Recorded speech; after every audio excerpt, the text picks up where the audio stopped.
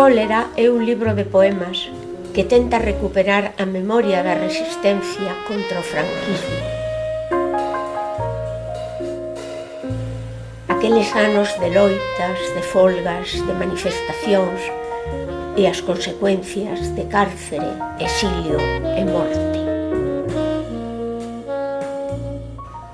Non podía rememorar ese terror sen ira. Non podía escribilo sen paixón poética, sen cólera.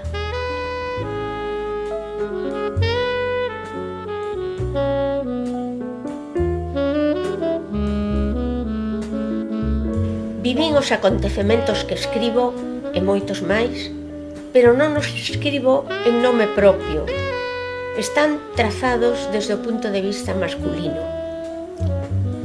Escrito desde a conciencia feminista, tería que chamarse Cóleras, porque as mulleres sentíamos unha dupla indignación ao padecer unha dobre opresión.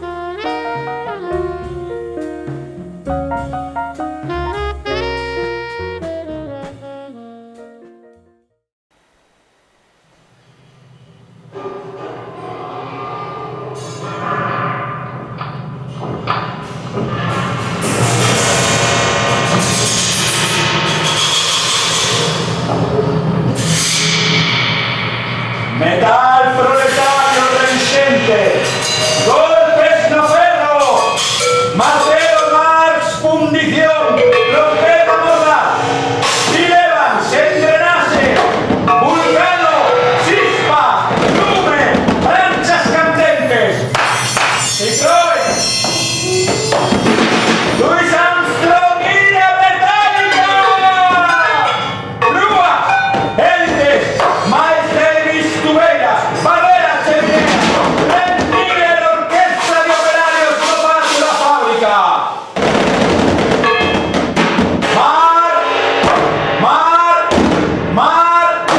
Marx.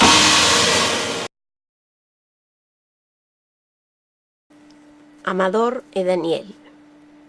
Poema que lembra ese día en que malditos nunca bondo maldicidos acabaron coa vida de Amador e Daniel, obreiros de Ferrol.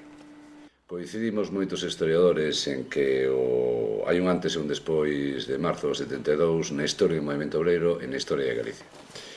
Probablemente o primeiro que habría que desenvolver sería por que se produciu en Ferrol e que consecuencias tuveron aqueles dramáticos acontecementos.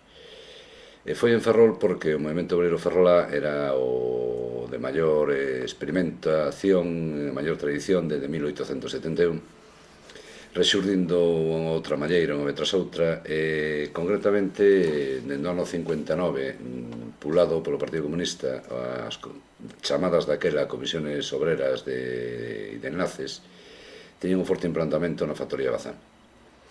Nas eleccións sindicais de 1971 conseguiran a representación absoluta do que agora chamaríamos Comité de Empresa. Nos intres nos que estaba a se debater o que sería o quinto convenio colectivo, e o representante dos traballadores de Ferrol o que querían era ter un convenio propio, xa que tiñan condicións laborais e retributivas moito mellores que as outras dúas semellantes factorías de Bazán en Cádiz e máis en Cartagena.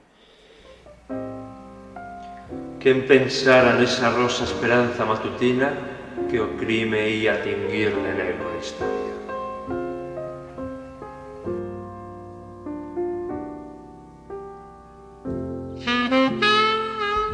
Cos ollos de sílice curtidos, compañeiros de fábrica e de furia,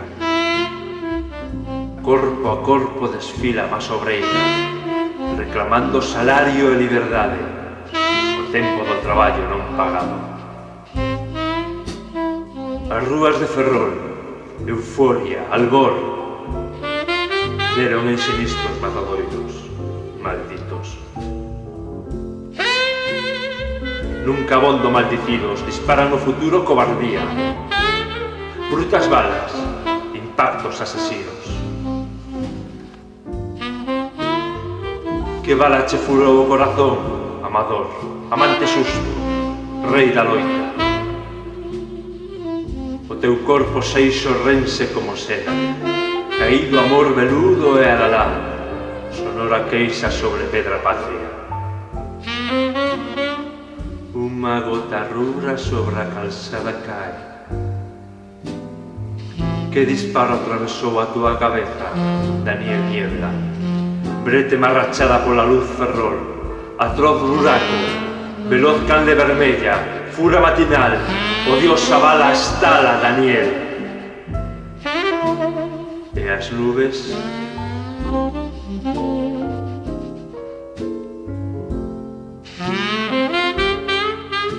Chumbos irritados fúndense na ría.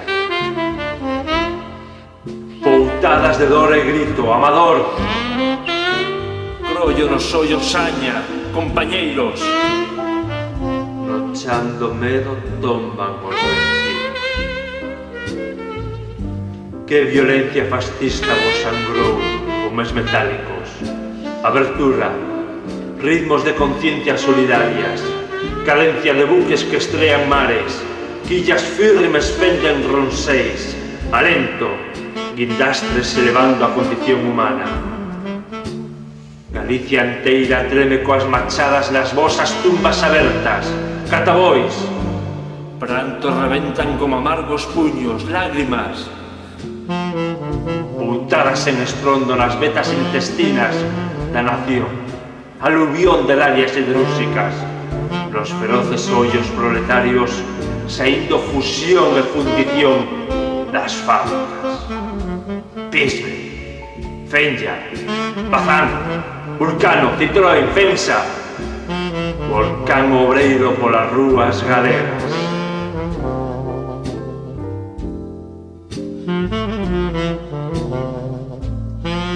E de aso esta furia que nos leva.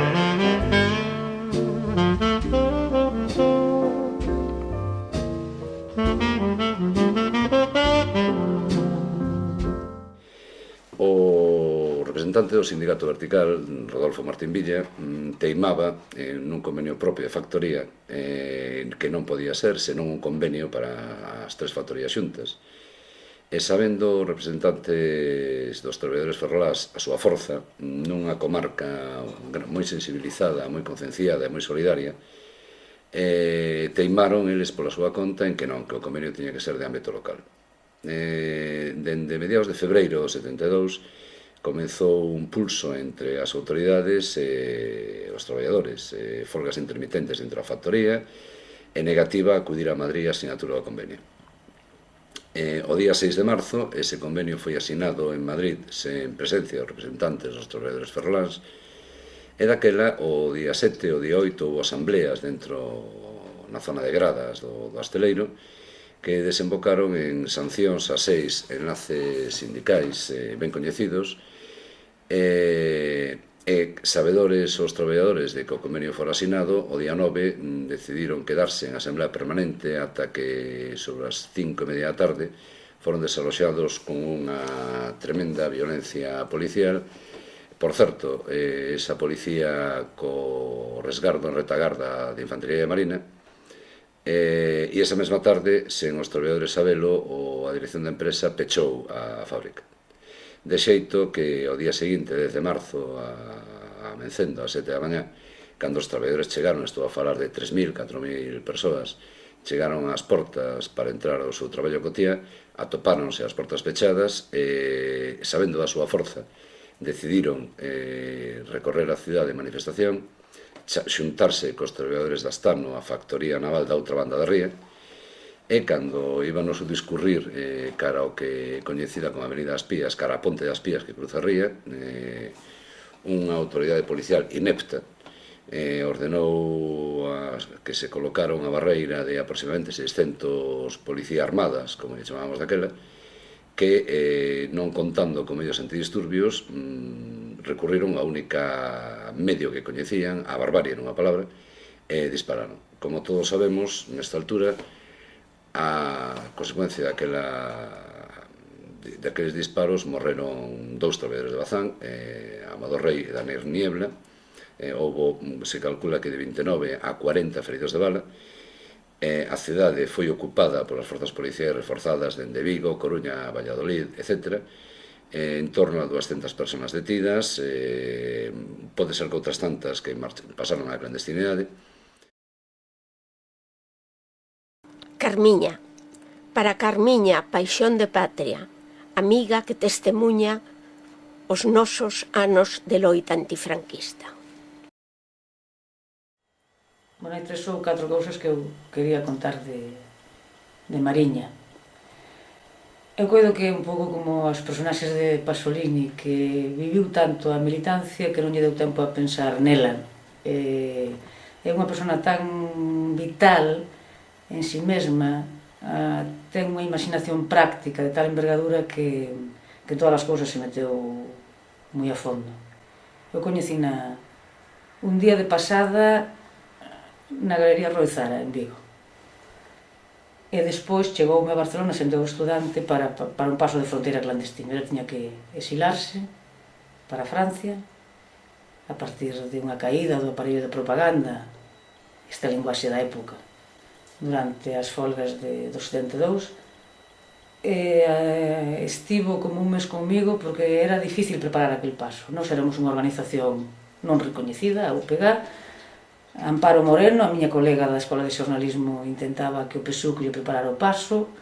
Eu iba a Xinebra a falar con Carlos Díaz para que Bandeira Roxa nos axudase ao paso e finalmente quen o fixo foi a CNT a través da miña compañeira de piso de Chiqui Parraguirre. Bueno, Carmiña desapareceu a mañán dun domingo cara a Alén. Fixemos unha viaxe aínda, que María Xosé ten que lembrar, eu xa estando en Porto exiliada, o segundo exilio tocou a min, fomos a Xinebra e fomos a París.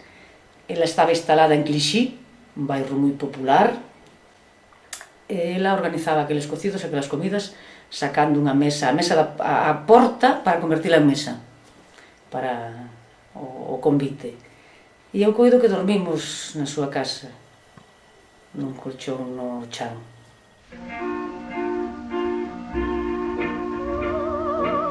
Canto de beiramar, es paixón de patria.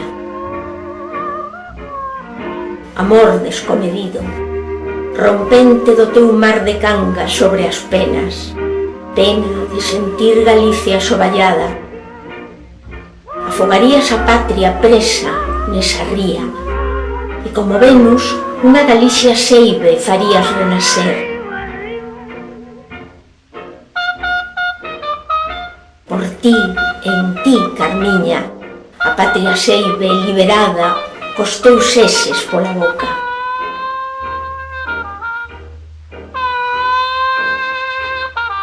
Fidelidade é por ventura a túa gloria, compañeira, coa humanidade inteira no sorriso, xuramento que chanta a patria xusta no teu peito, pedra fita grandiosa, monumento de amor.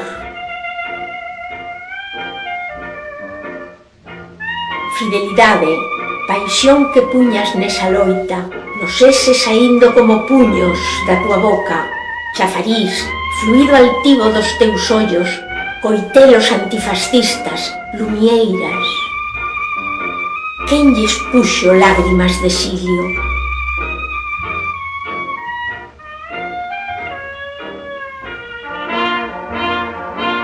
Fuxida polo monte, Pirineos ariscos, croios de liberdade, exiliada das ondas do mar de Vigo, da xente de teu, París foi a tua cova protectora e o teu desterro. A tua fe dobregas en ondas en furia, o canto se renova permanente e buscas a liberdade para o teu povo.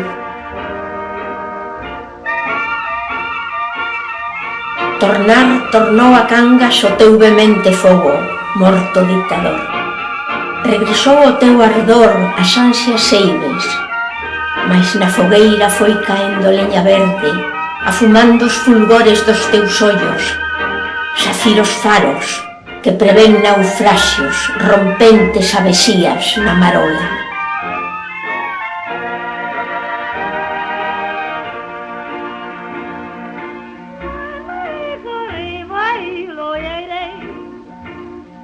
Testemunhas os anos dunha loita de terra e de tempo, melodía de amor, paixón e entrega. Canto de beiramar, muller leal, Carmiña intensa.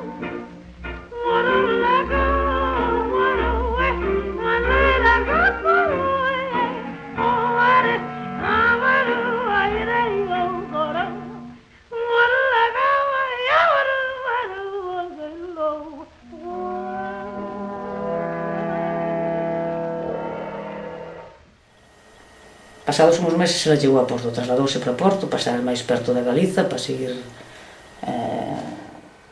o traballo político.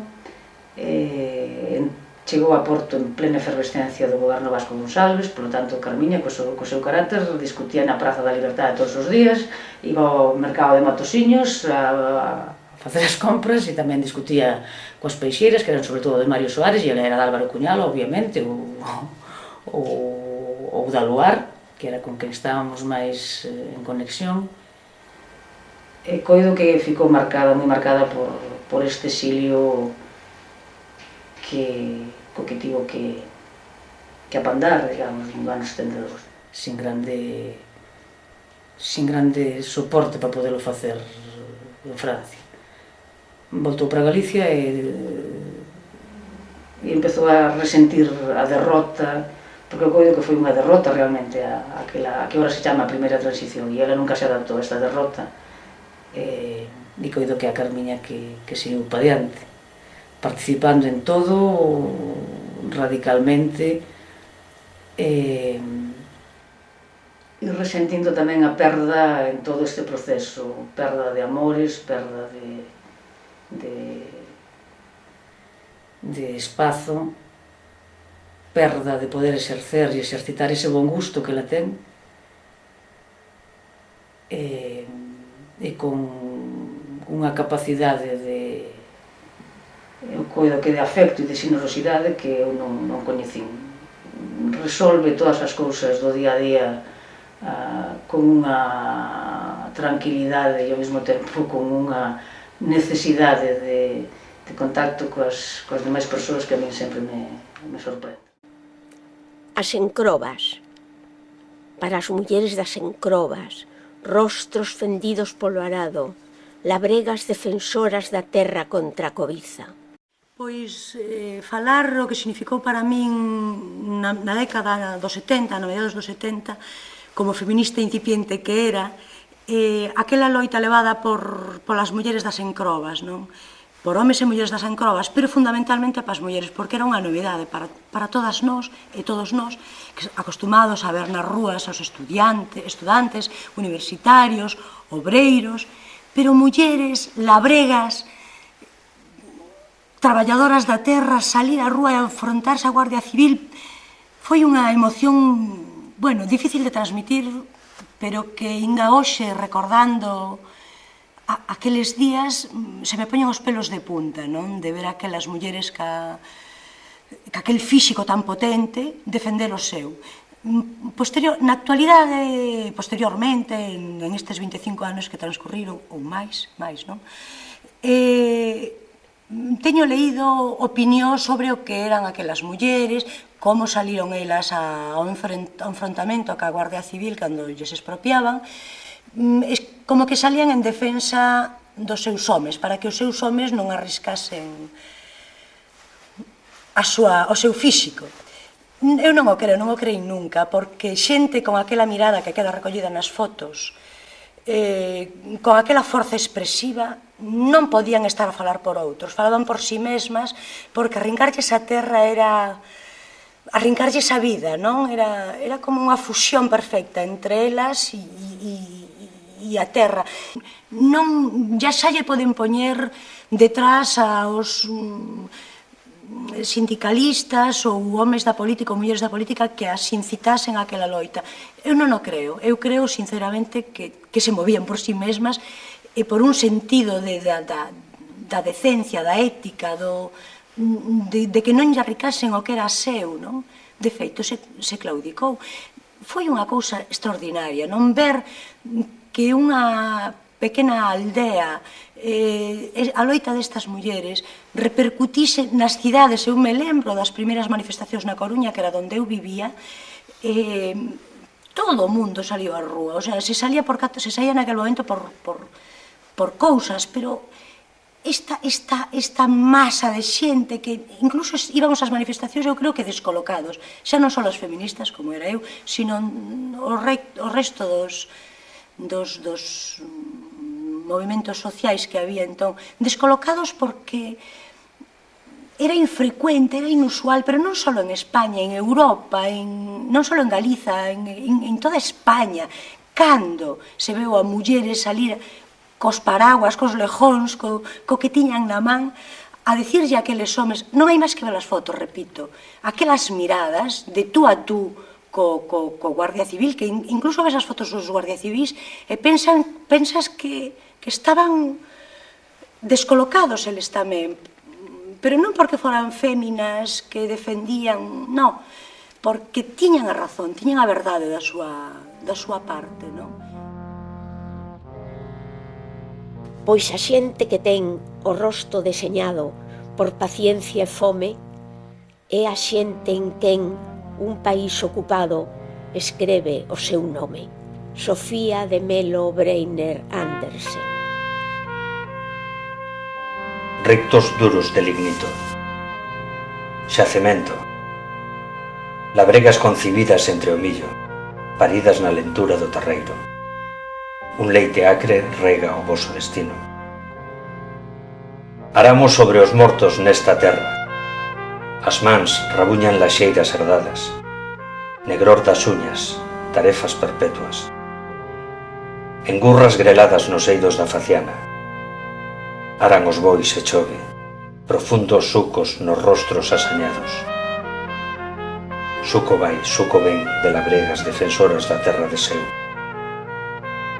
Outros rostros espertan e brotanche dos ollos, alentando a repulsa contra a cobiza mineral, contra a expropiación. Rostros de terra, labregas envoltas en sabas de 1000 anos. Carbón fósil entre as gretas do rostro e nas entrañas. Terra que le veda a fame ancestral. Carbón fósil con sabor a osos familiares. Irmáns. Seitura, suor de séculos, seiva carnal. Terra, universo do que foron e son. Que fai a Guarda Civil abatendo as raíces? Que fan os brutos arruinando o esencial? Fouces encetadas nos ollos femios encáranse cos gardas e botan por terra a ocupación. Silvas de decisión no lignito dos rostros. Fervedura das forcadas nas mans. Unión e coraxe contra o pelotón. Nada poderán contra vos, mulleres das encrobas, exército de ruda terra. Que o louvor dos vosos feitos encha o espello da historia.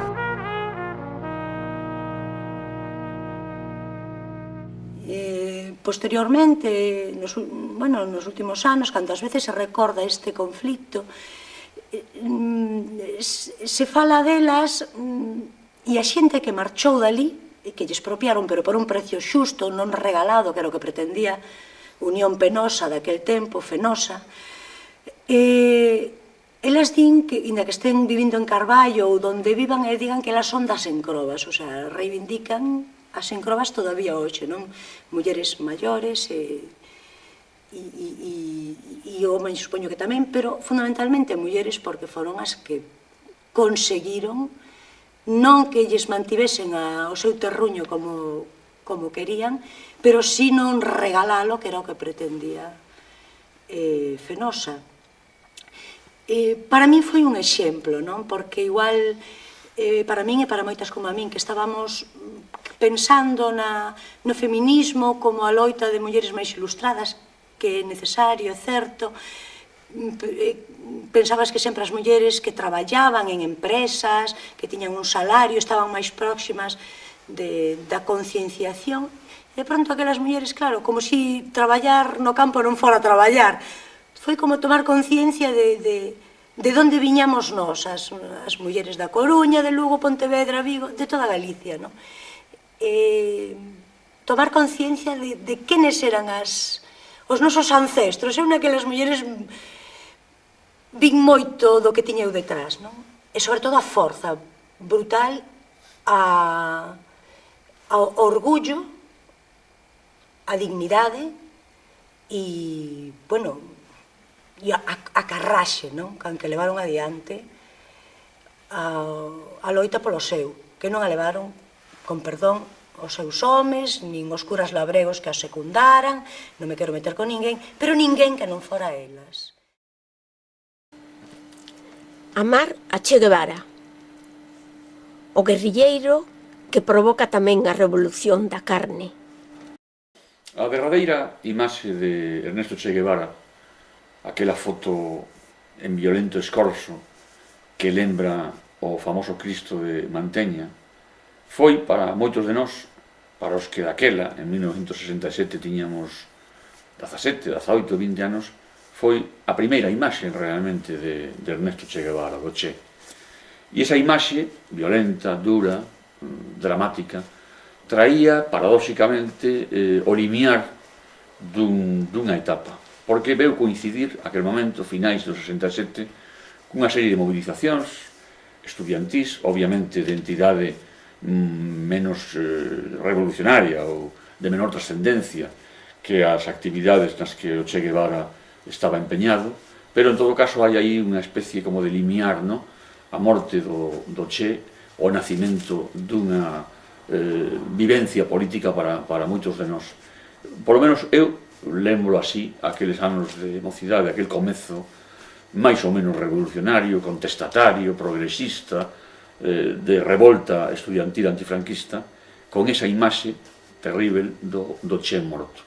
De tal xeito que, como digo, a derradeira imaxe de Ernesto Che Guevara é para nós a primeira, porque aí, a partir de aí, comezamos a coñecelo, a saber da súa andaina vital, da súa revolución permanente en todos os lugares, desa disponibilidade que el tiña para acudir onde a revolución precisase del, e, ademais, sobre todo, da teoría que, de algún xeito, elevou a práctica e que creo que radical e fundamental a teoría do home novo, a idea do home novo que está por cumprir, igual que está por cumprir o soño, a utopía da revolución universal.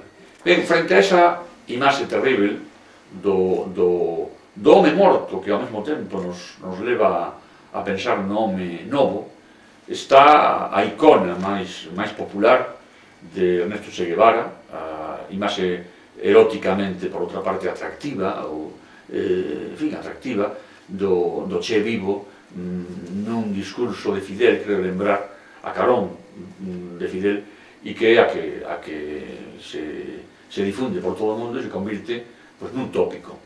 Nun tópico onde aparece esa imaxe atractiva e ao mesmo tempo de home aventureiro, de home serio, por outra banda, comprometido coas causas da humanidade, e que, bueno, como todo o mundo sabe, resulta logo manipulada, resulta logo asimilada, perfectamente asimilada polo capitalismo.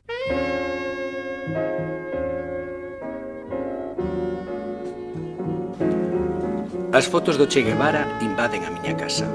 Na cociña, no baño, o Che vixía cada movimento burgués.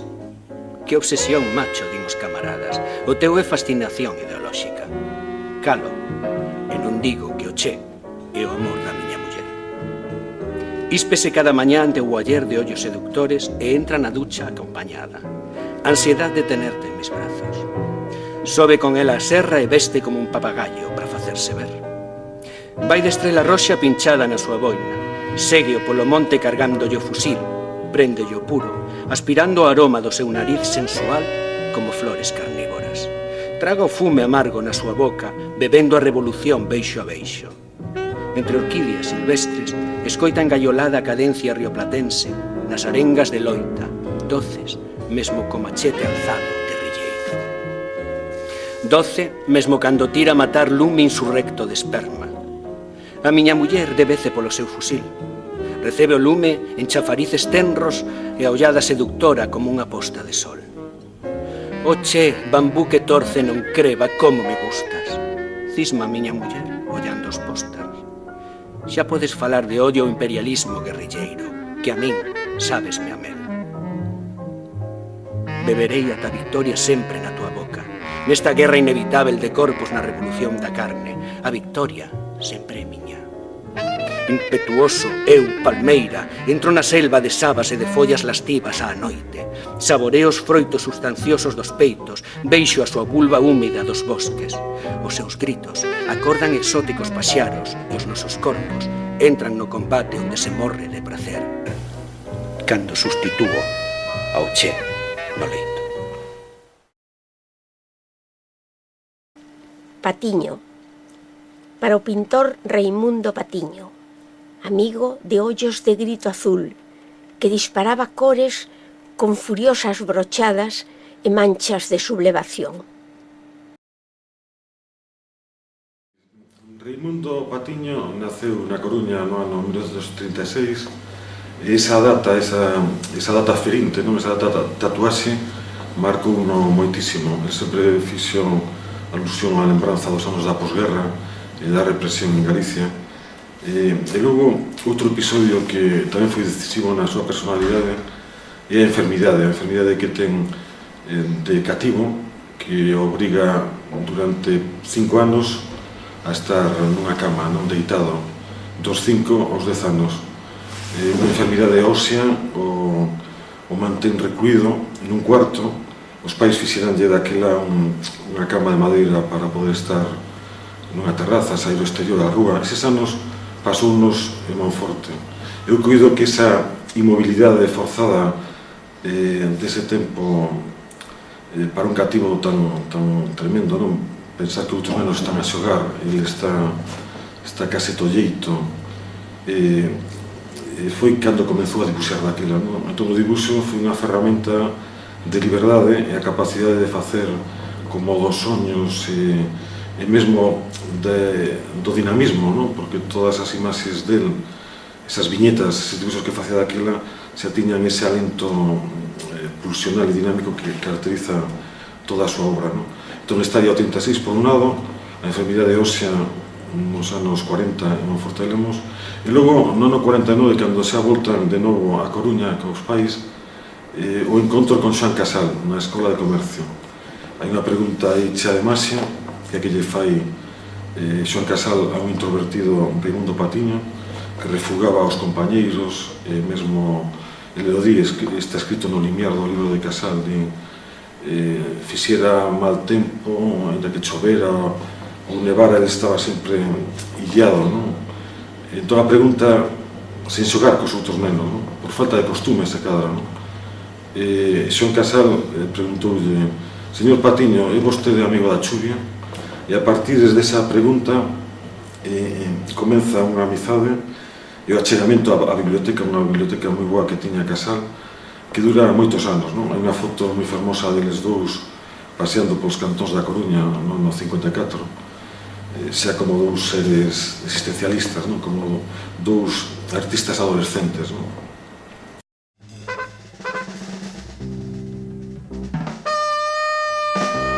Raimundo Patiño. Na vila de Chantada había un home que era feliz malía falar bellota. A persecución do tenente América, do cazador Max Ernst, desata a indignación nos teus ollos de grito azul, Patiño. Pintas e adoeces nas cores, na abstracción de cólera, feroces pinceladas, furacán nos lenzos, ira zarrapicas sobre a pedra, litografías furiosas, demo que te leva, Raimundo Patiño, o ver dobregada a patria. A frustración rebenta en chafarices da túa bota de esmagar fascistas, vermellos cuspes de vanguarda, marelos e negros de Jackson Pollock, miolos salpicados no papel, rabia intensa que pintaches, impotencia lanzada nesas manchas antiimperialistas. Vertixe de caos e de futuro, revolución da túa Galiza desexada, que é a nosa, a patria dos malditos que perturban a American Way of Life, dos que dicimos non contigo. Escribimos con ira brochadas, pigmentos atroces, Raimundo Patiño, enxurrada de paixón.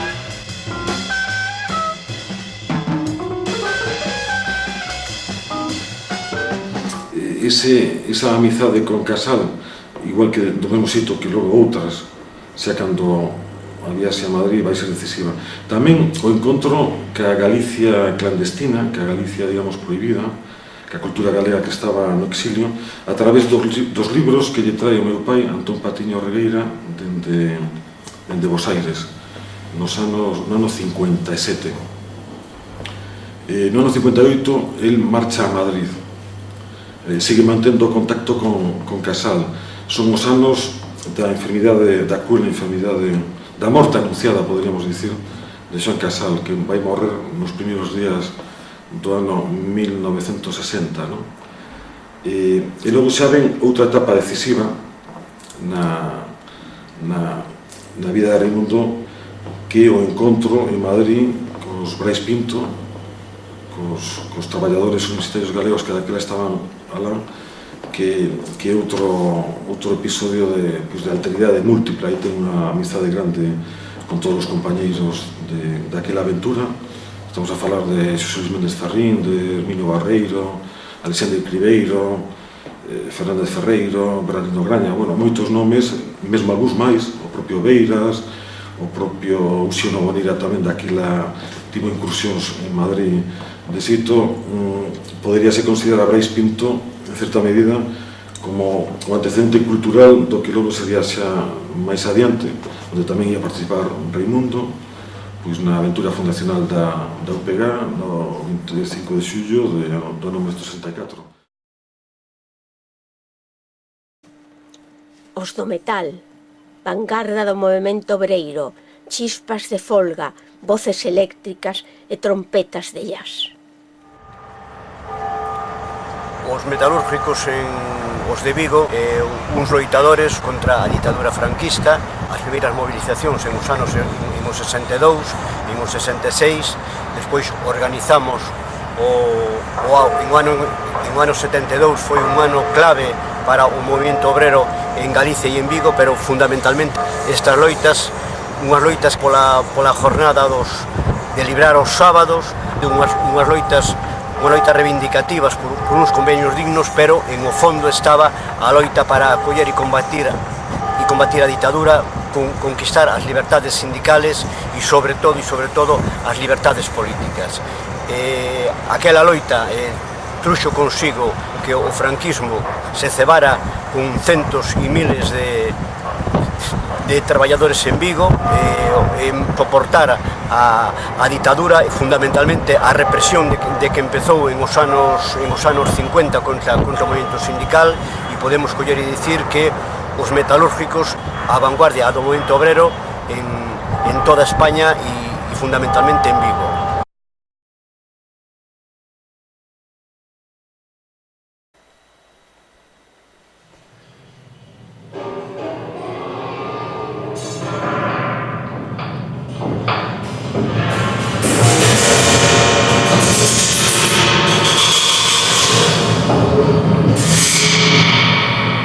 Metal proletario reinxente, golpes no ferro, martelo marx, fundición, trompeta morda, y levan, se engrenase, vulcano, chispa, lume, planchas candentes, Citroën,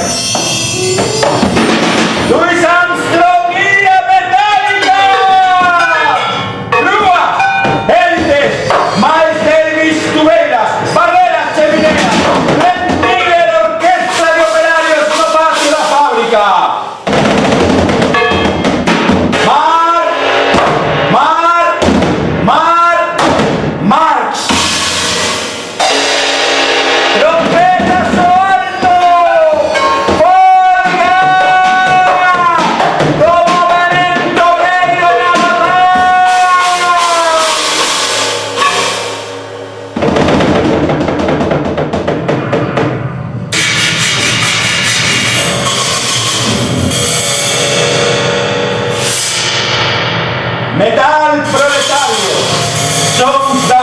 mecánica do motor, voces eléctricas, construcción naval. James Joplin, jazz no sangue, sons que teñen ansia laboral, son humanos e eléctricos, traen a vida, a máquina e o pan. Asamblea entre altos fornos, alumnos fraternais, oleas de transmisión, épodos, trombóns perreando, roda patronal, escándalo ascendente das peleas das fábricas, error, incandescentes ansias saindo das fábricas, siguetes acelerados, metal proletario, ardente paro técnico.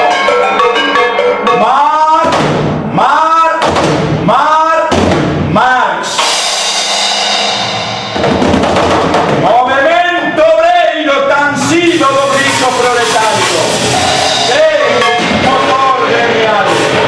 Metal bravo vanguarda. Ronda general.